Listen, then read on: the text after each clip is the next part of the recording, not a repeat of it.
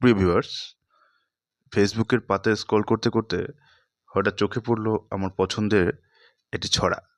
ছড়াটির নাম জীবনের হিসেব। কবি সুকুমার রায়ের লেখা।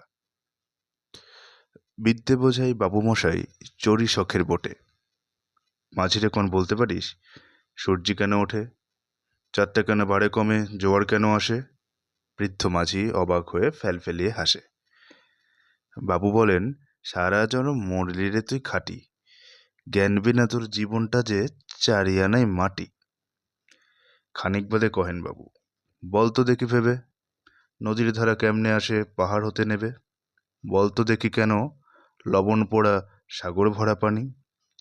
মাঝি সে কয়, আরে মশাই অত কি আর জানি। বাবু বলেন, এই বয়সে জানিস নেও তা কি, জীবনটা তোর নেহাত খেলা অষ্ট আনাই ফাঁকি।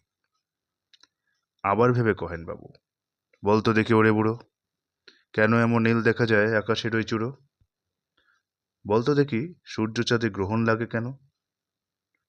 বৃদ্ধ বলে, আমায় লজ্জা দিয়েছেন হেন? বাবু বলেন, বলবো কি আর, বলবো তোরে কিতা, দেখছি এখন জীবনটা তোর 12 আনাই বৃথা। খানিক বাদে ঝড় উঠেছে, ঢেউ উঠেছে ফুলে। বাবু দেখেন নৌকাখানি ডুবলো বুঝি দুলে। মাঝিরে কন, এ কি আপদ, ওরে ও ভাই মাঝি, ডুবলো নাকি নৌকা এবার, মরবো নাকি আজি? মাঝি শুধায়, সাঁতার জানো? মাথা নাড়েন বাবু।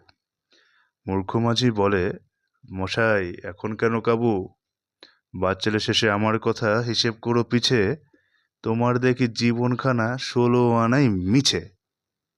ধন্যবাদ।